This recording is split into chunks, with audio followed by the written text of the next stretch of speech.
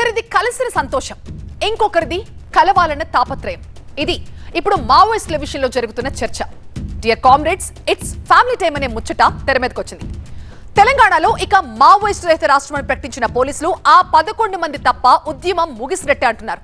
అందులోనూ 10 మంది పోలీసులు రచలోకి రాగా కీలక నేత గణపతి మాత్రం ఆచూకీ లేకుండా పోవడం చర్చనీయాంశమవుతోంది. ఇలాంటి పరిస్థితుల్లో మావోయిస్టుల కుటుంబ సభ్యులు, బంధువులు సైతం ఇక చాలు, అడవుల్ని వదలండి అంటూ తమ వారికి పిలుపునిస్తూ ఉండటం విశేషం. పోలీసుల ఎదుట లొంగిపోయి ప్రజా జీవితంలోకి వచ్చిన తమ వారికి అండగా ఉంటామని కొందరంటుంటే, ఇంకా అరణ్యంలోనే ఆగిపోయిన తమ వారికి రారమ్మంటూ స్వాగతం పలుకుతున్నారు మరికొందరు. సుదీర్ఘ ఉద్యమం తర్వాత పోలీసుల ఎదుట రాజిరెడ్డి లొంగిపోవడంతో ఆయన కుటుంబం చాలా హ్యాపీగా ఫీల్ అవుతోంది. ఇది ఖచ్చితంగా కామ్రేడ్స్ కి ఫ్యామిలీ టైం అని స్పష్టం చేస్తోంది. అడవులని వదిలి జనారణ్యంలోకి వచ్చిన రాజిరెడ్డికి అన్ని విధాలా అండదండలు అందిస్తామని, శేష జీవితం హ్యాపీగా సాగిపోయే ఏర్పాట్లు చేస్తామని ఆయన కూతురు, అల్లుడు చెబుతున్నారు. ప్రొఫెసర్ కాసిం గారు మనతో ఉన్నారు, వారితో మాట్లాడదాం. మల్లా రాజిరెడ్డితో మీకున్న అనుబంధం ఎలాంటిది? సుదీర్ఘ ఉద్యమ కాలం తర్వాత ఆయన పోలీసుల ఎదుట లొంగిపోతున్నారు, ఎలా చూస్తారు?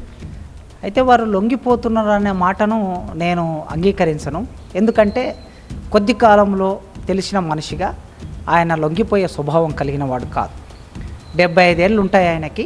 50 ఏళ్ళు ఉద్యమంలో ఉన్నారు. 1970లో ఆయన అజ్ఞాతంలోకి వెళ్ళారు. అప్పటి నుంచి ఇప్పటి వరకు అనేక ప్రయాణాలు చూశారు, నిర్బంధాలను చూశారు, సంక్షోభాన్ని చూశారు.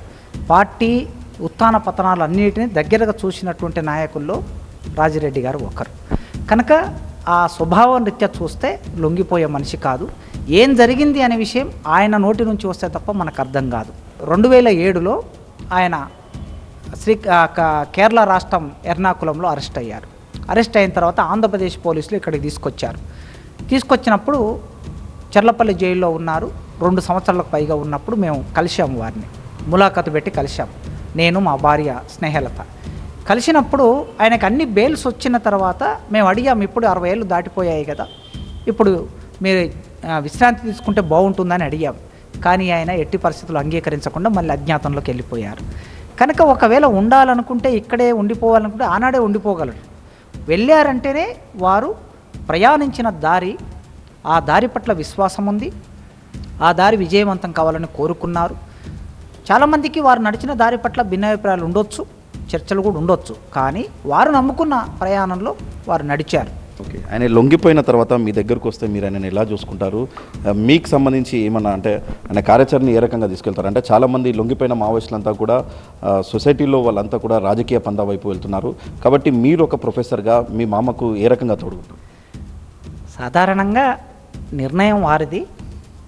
ఆ నిర్ణయం ప్రకారం నిజంగా వారు ఒకవేళ బయటకు వస్తే వారు మా కుటుంబ సభ్యులు కనుక మాతో పాటు, మా కుటుంబంతో పాటు ఉంటారు. వారి కార్యాచరణ ఏమిటి అనేది అయితే నేను చెప్పలేను. ఎందుకంటే వారు వచ్చిన తర్వాత ఇప్పుడు 75 ఏళ్ళు ఉన్నటువంటి మనిషి ఫారెస్ట్లో 50 ఏళ్ళుగా ఉన్నాడు కనుక వారి ఆరోగ్యం ఎట్లుందో, ఇతరత్ర విషయాలు ఏమిటో నాకు తెలియదు. కనుక వారి కార్యాచరణ సంబంధించి ఇంకొకరు చెప్పవలసిన అవసరం ఉండకపోవచ్చు, వారు నిర్ణయించుకుంటారు. మాకు సంబంధించిన ఆలోచనలు, ఐడియాస్ మాకున్నాయి కనుక మా పద్ధతులు మేము పనిచేస్తాం. కనుక వారు మాతో పాటే ఉంటారని మేము అనుకుంటున్నాం.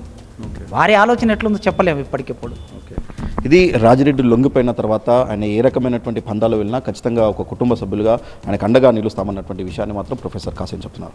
Cameraman Srinivas, Ranjith, TV9, Osmania university.